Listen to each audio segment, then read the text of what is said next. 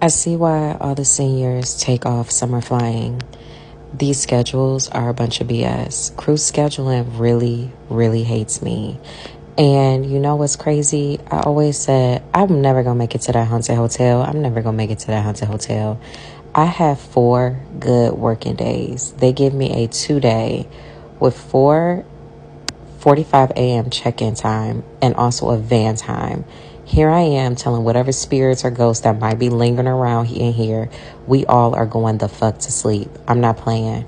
I'm tired. I have 3 legs each day. I'm tired.